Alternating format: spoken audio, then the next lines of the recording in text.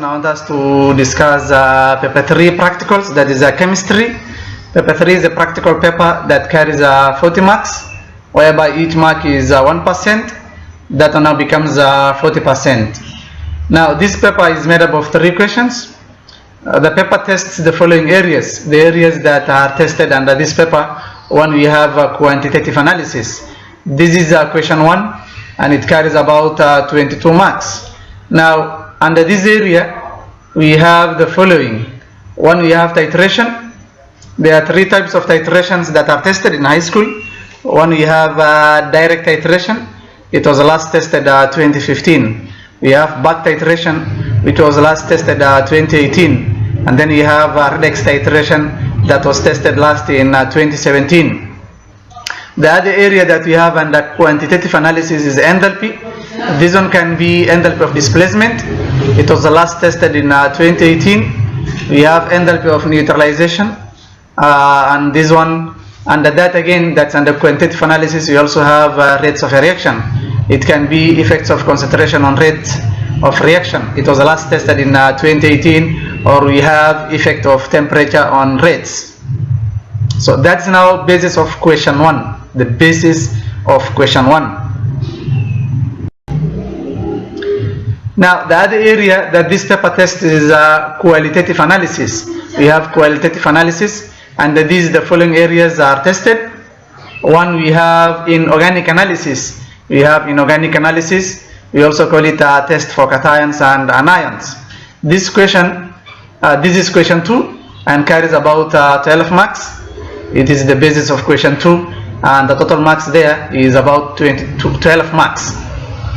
Then the other area under qualitative analysis is organic analysis, or we also call it a test for unsaturation. This question is question 3 normally, and it carries about 7 marks. So in this lesson I want us to discuss in details organic analysis. So our lesson will be all about organic analysis. That is question 3 of paper 3 chemistry. We also call it test for unsaturation, is whereby you will analyze double bonds, single bonds, triple bonds, ROH, RCOOH, and so on. This is the basis of question 3 that carries about 6 marks. In this question, the learner is required to carry out the tests using the procedure given and make the observations and inferences. So it is advisable to note and capture the reagents used to carry out each test and expected observations and inferences obtained for each test. So the student is required to note the reagents that are used for each test and the expected observation of the addition of that reagent and the inference that you are supposed to write. That is the basis of our lesson for this day. So lesson objectives, main focus will be on 1, what is tested, 2, how it is tested, and what is expected. Now when you are carrying out analysis on organic compounds, what is tested involves the functional groups.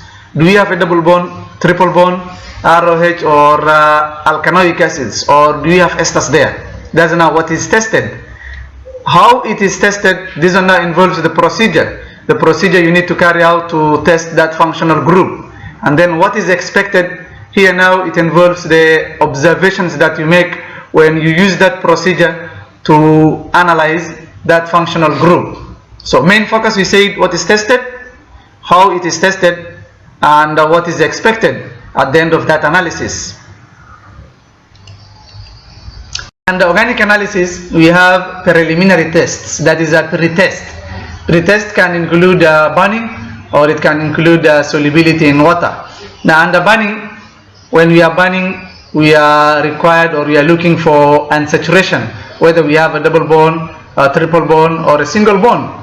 Now if you have a solid sample and you are heating that solid sample using a clean metallic spatula, and you observe solid melts and burns with a yellow sooty flame, then the inference will be you illustrate a double bond or triple bond present. But if the solid melts and burns with a blue non-sooty flame, then it means a double bond and a triple bond absent. So here is whereby we analyze double or triple bond.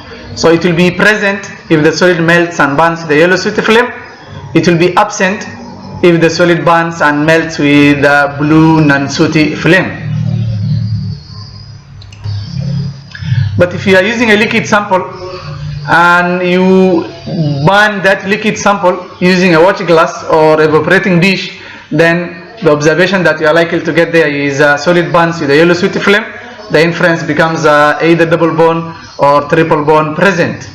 But if this liquid burns with a blue and sooty flame, then you say double bond, triple bond absent. Absence of a double bond and triple bond.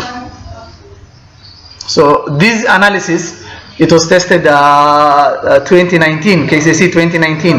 The substance that they were using was liquid, and therefore the likely observation that the students were to observe was the liquid burns with a yellow sooty flame, and the inference that they were supposed to write was either double bond or triple bond present.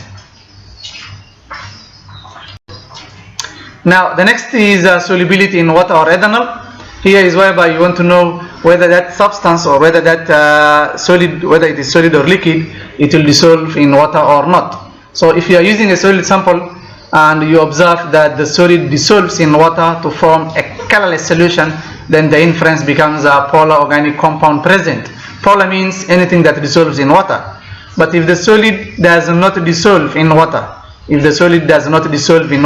then it means a non-polar organic compound present or polar organic compound absent. If you are using a liquid sample and you take that liquid sample, you add water and shake, then the observation that you are likely to make is miscible. That is, the liquid is miscible in water, forming a uniform solution. The inference again becomes a polar organic compound present.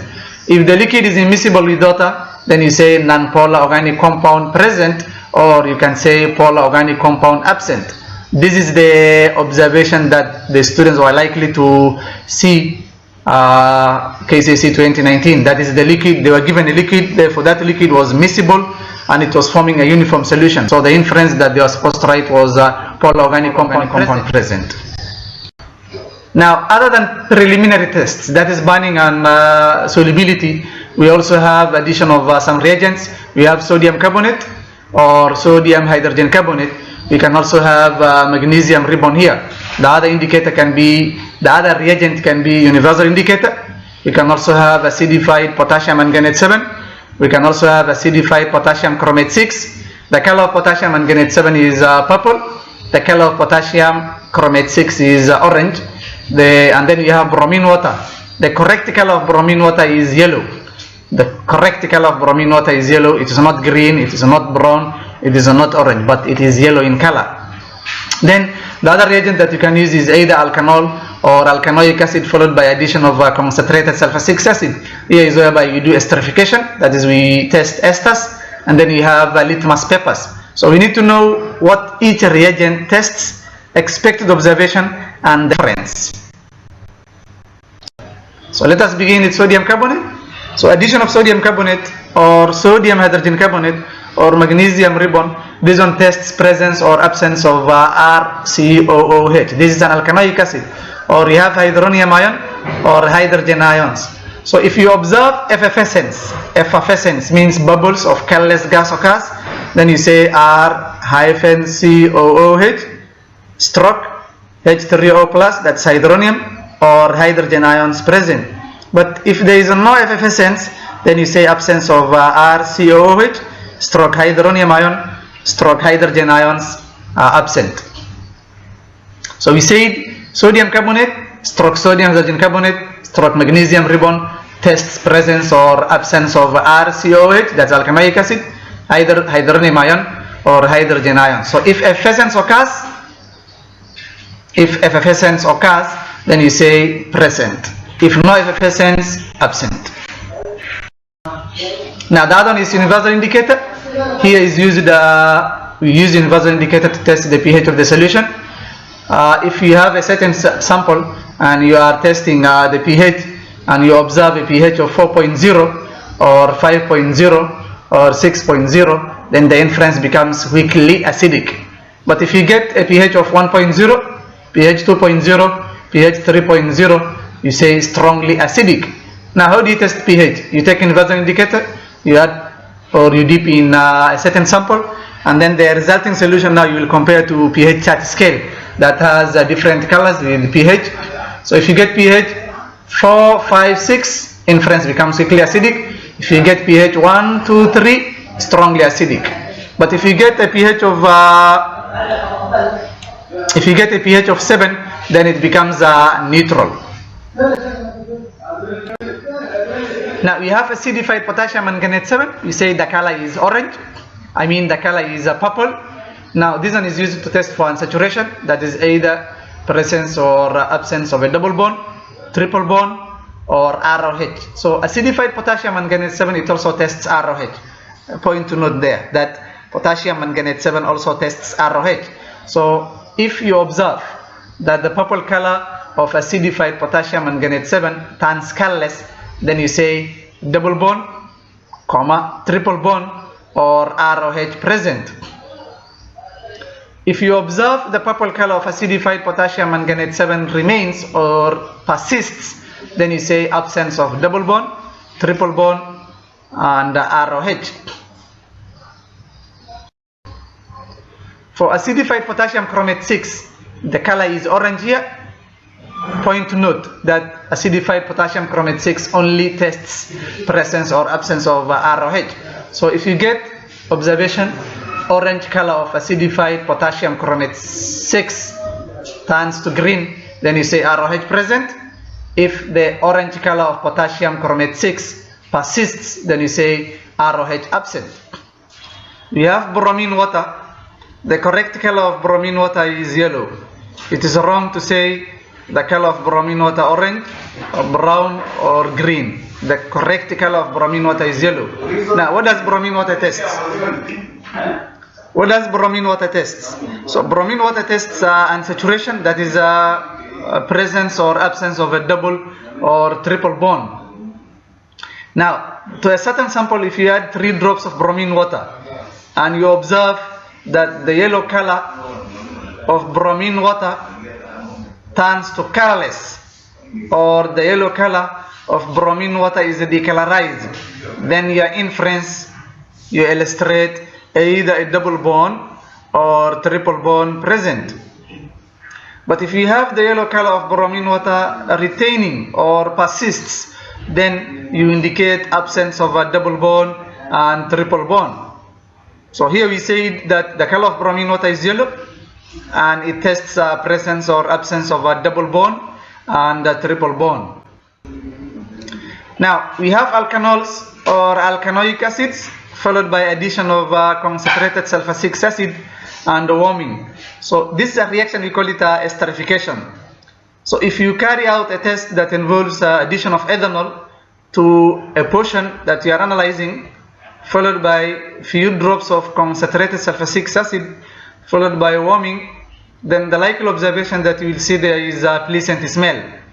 It is a pleasant smell. It is wrong to say sweet smell. We cannot test smell. Instead, we observe pleasant. Now the inference becomes alkanoic acids present. That is R-COOH present. So when you are indicating or when you are illustrating alkanoic acids, then this R, that's another alkyl, and the carboxylic acid should be separated by a hyphen. Now, if you are adding ethanoic acid to a certain portion and it is followed by addition of a few drops of concentrated sulfur-6 acid followed by warming, observation pleasant smell. Now this time round you will infer ROH present, that is R-OH present. What is the difference? Here you are taking ethanol, you are adding to a certain portion that you are analyzing, then you get a pleasant smell. Then it means that portion there was likely of alkanoic acid. But for this case, you are adding now ethanoic acid to a certain portion and you get a pleasant smell. It means now to that portion now, or in that portion, you have ROH present. You have ROH present. So that's the end of organic analysis. Common mistakes students make is 1.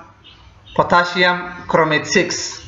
The color of acidified potassium chromate 6 is orange, and it tests only ROH. Potassium chromate 6 only tests ROH. Another common mistake students make is the correct color of acidified potassium manganate 7 is purple. The color is purple, and it tests double bond, triple bond, as well as ROH. Now, the correct color of bromine water, you said, is yellow. That's another mistake students make. The color of bromine water is yellow,